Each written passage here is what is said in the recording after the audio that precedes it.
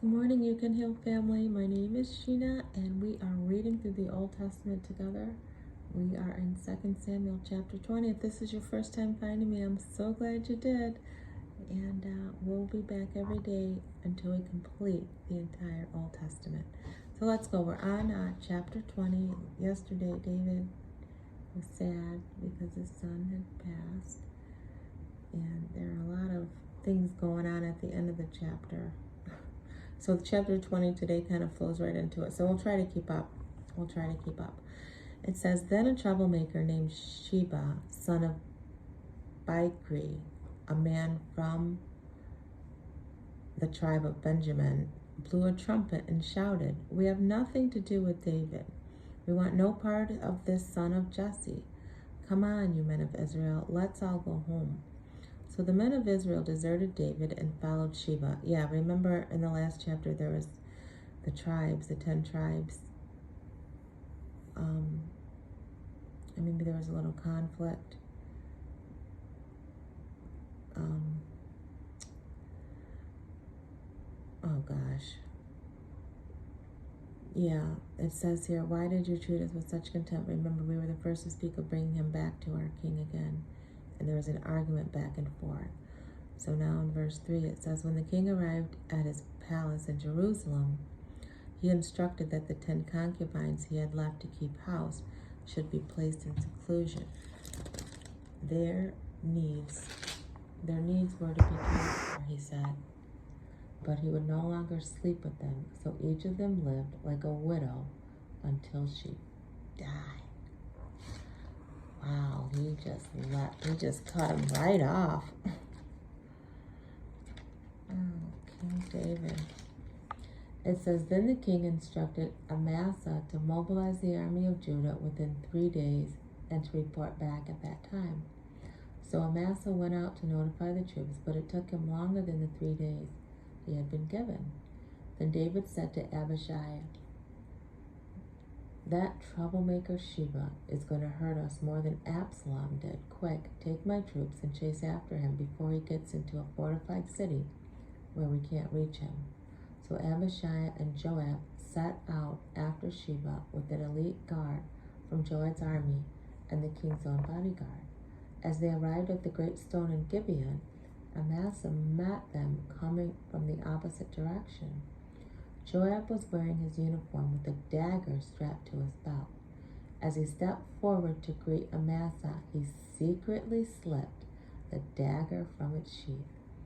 How are you, my cousin? Joab said, and took him by the beard with his right hand as though to kiss him. Oh dear. Amasa didn't notice the dagger in his left hand, and Joab stabbed him in the stomach with it so that his insides gushed out onto the ground. That is cutthroat. Joab did not need to strike again, and Amasa soon died. Joab and his brother Abishai left him lying there and continued after Sheba. He is going in to give him a hug and a kiss, and before you know it, poor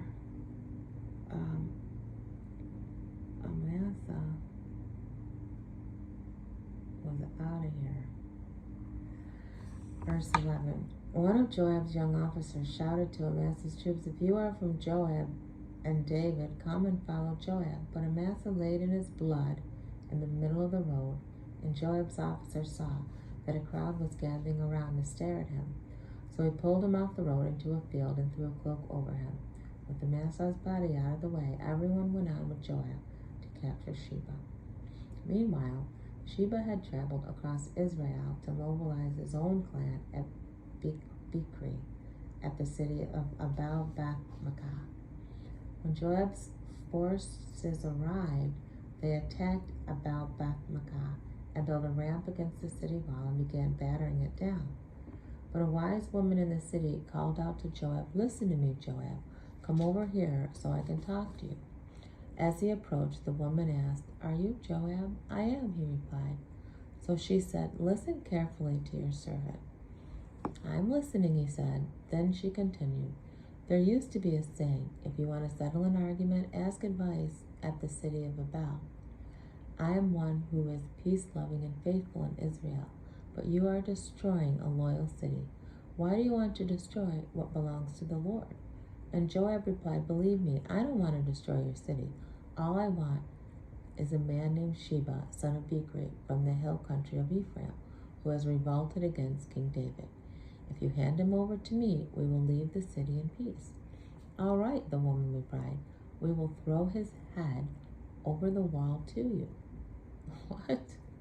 Then the women went to the people with her wise advice, and they cut off Sheba's head and threw it out to Joab. So he blew the trumpet and called his troops back from the attack, and they all returned to their homes. Joab returned to the king at Jerusalem. Joab once again became the commander of David's army. Benaiah, son of Jehoiada, was commander of the king's bodyguard. Adoram was in charge of the labor force, and Jehoshaphat, son of Ahilud, was the royal historian. Sheva was the court secretary. Zadok and Abiathar were the priests. Ira and Jairite was David's personal priest. So it looks like Joab is running the show here.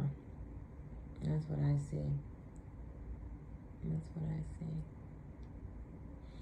I think the one thing that stands out that I can kind of pull out of here is just be careful who's close to you, because this man pulled Amasa in and just stabbed. So just be careful who you let in your space, right? Be careful, be wise, and put in the comments what you heard today and what lessons you learned, and how God spoke to you. We'll be back tomorrow, as always, reading 2 Samuel chapter 21. It looks like a famine's going to be coming in the land, so we'll see what that's all about. And we're almost done with 2 Samuel. We're on chapter 21 tomorrow, and there are 24 chapters, so moving right along. All right, thanks for listening, and always remember that true healing begins with self-love. Why? Because God is love, and He lives on the inside of you. Bye.